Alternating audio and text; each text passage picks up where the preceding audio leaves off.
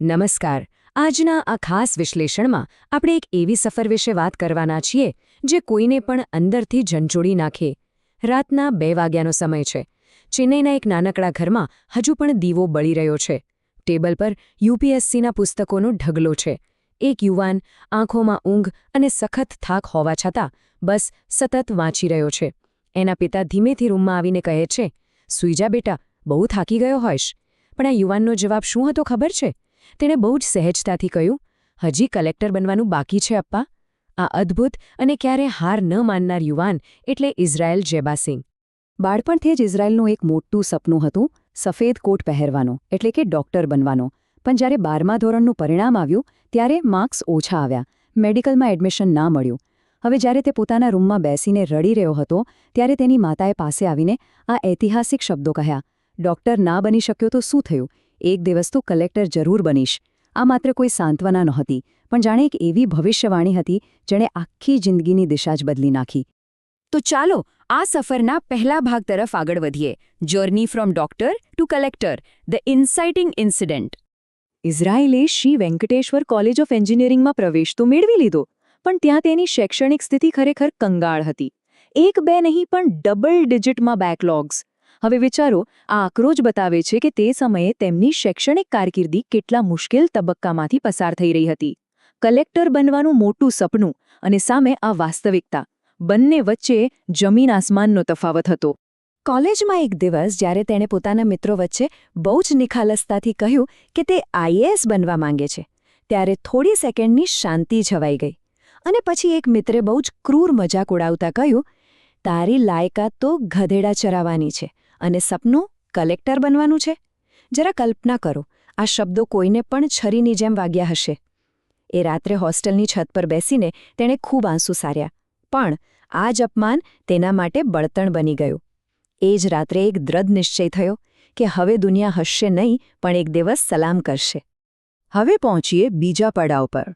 Time of failures and struggle, the abyss of rejection. નિષ્ફળતાઓનો એક કપરો સમય. કોલેજમાં જ્યારે પ્લેસમેન્ટનો સમય આવ્યો ત્યારે પણ સંઘર્ષ ચાલુ જ હતો. મહિન્દ્રા ગ્રુપમાંથી રિજેક્શન મળ્યું, અશોક લેલેન્ડમાંથી પણ રિજેક્શન. અંતે માંડ એક ઓળખાણથી અંબાતુરની એક નાની કંપનીમાં ઇન્ટરવ્યૂ મળ્યું, પણ ત્યાંથી પણ રિજેક્ટ થયા. એ દ્રશ્ય ખરેખર હૃદયદ્રાવક હશે. બહાર સખત વરસાદ પડી રહ્યો છે અને રસ્તા પર એકલા ચાલતા ઇઝરાયલ વિચારી રહ્યા છે કે જો એક નાની કંપનીનું ઇન્ટરવ્યૂ પણ પાસ નથી કરી શકાતું તો દેશની સૌથી અઘરી પરીક્ષા પાસ કરીને આઈએએસ કેવી રીતે બનાશે? છેવટે 1.5 વર્ષના આકરા સંઘર્ષ પછી શ્રીરામ એન્જિનિયરિંગ કોલેજમાં લેબ આસિસ્ટન્ટની નોકરી મળી. પણ પગાર સાંભળશો, મહિને માત્ર ₹2750. આ આંકડો જુઓ, કલેક્ટર બનવાના વિશાળ સપના સામે આ રકમ સાવ મામૂલી લાગે. પણ આ જે સમય હતો જ્યારે તેણે પોતાની જિંદગીને એક કડક શિસ્તમાં બાંધી દીધી.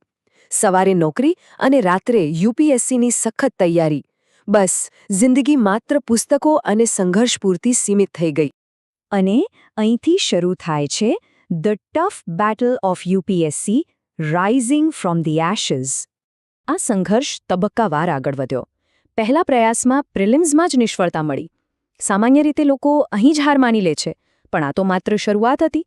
બીજા પ્રયાસમાં પ્રિલિમ્સ પાસ કરી પણ મેન્સમાં નિષ્ફળતા મળી. પોતાની જ આન્સર શીટ જોઈને તેણે પોતાને વચન આપ્યું કે આ જ હાથ એક દિવસ ઓલ ઇન્ડિયા રેન્ક લાવશે. અને પછી આવ્યો ત્રીજો પ્રયાસ, જેમાં પ્રિલિમ્સ, મેન્સ અને ઇન્ટરવ્યૂ બધું જ પાસ. તેને આઈઆરટીએસ એટલે કે ઇન્ડિયન રેલવે ટ્રાફિક સર્વિસમાં પસંદગી મળી. જાણે બધું જ બરાબર થઈ ગયું, પરિવારમાં ખુશી છવાઈ ગઈ. પણ સાચી કસોટી તો હજુ બાકી જ હતી.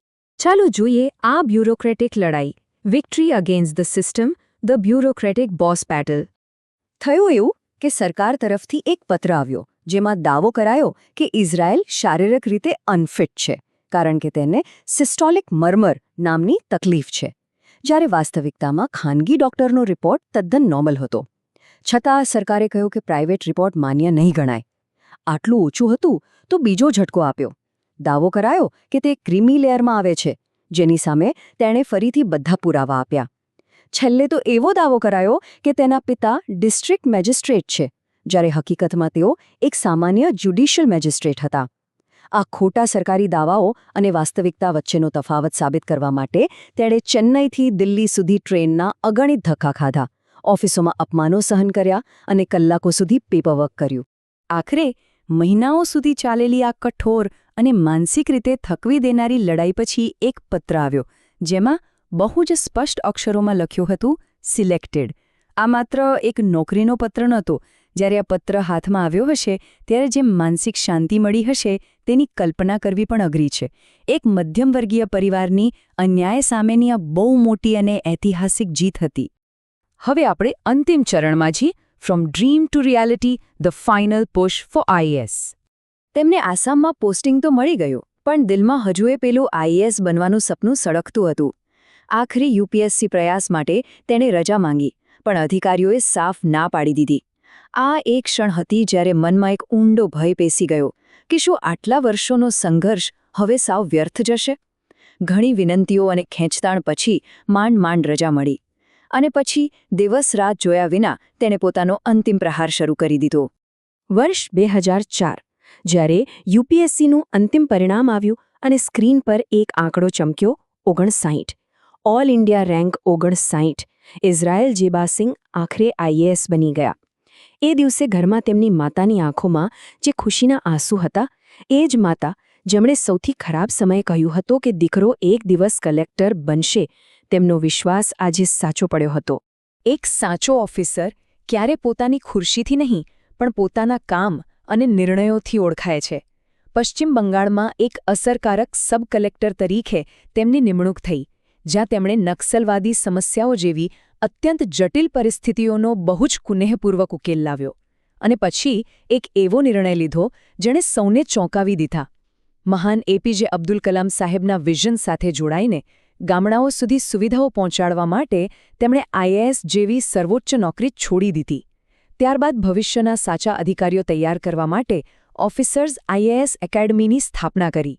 આ બતાવે છે કે લાંબા સંઘર્ષની ભઠ્ઠીમાંથી એક એવો અધિકારી બહાર આવ્યો હતો જે ખરેખર સિસ્ટમમાં મોટું પરિવર્તન લાવી શકે. તેમની એકેડમીમાં તેઓ એક બહુ જ મૂળભૂત અને ઊંડી ફિલોસોફી શીખવે છે. તેઓ કહે છે, જ્યારે મેન્સ લખો ત્યારે એક ભારતીય બનીને લખો, અને જ્યારે ઇન્ટરવ્યૂ આપો ત્યારે એક ભારતીય બનીને બોલો. આ કોઈ પુસ્તકીય જ્ઞાન નથી હોતું. આ એક એવા માણસના અનુભવના શબ્દો છે જેણે દેશની સિસ્ટમ, ગરીબી, રિજેક્શન અને જમીની વાસ્તવિકતાને બહુ જ નજીકથી અનુભવી છે. આજના આ વિશ્લેષણના અંતે એક શક્તિશાળી પ્રશ્ન ઊભો થાય છે. સપના જોતા લોકો તો દુનિયામાં ઘણા હોય છે, પણ એવા કેટલા લોકો છે જે પોતાના સપનાને જ પોતાનું જીવન બનાવી દે છે? એક એવો યુવાન જે ડૉક્ટર ના બની શક્યો, જેની જાહેરમાં મજાક ઉડાવવામાં આવી, જે નાની કંપનીઓમાંથી વારંવાર રિજેક્ટ થયો, જેને ખુદ સરકારી સિસ્ટમે પછાડવાનો પ્રયાસ કર્યો, છતાં તે પોતાની અડગ ઈચ્છાશક્તિથી આઈએએસ બની શક્યો.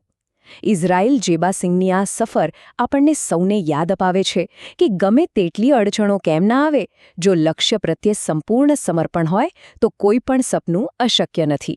આ જ વિચાર સાથે આજનું આ વિશ્લેષણ અહીં પૂર્ણ કરીએ છીએ. આ વાર્તા ખરેખર લાંબા સમય સુધી યાદ રહે એવી છે.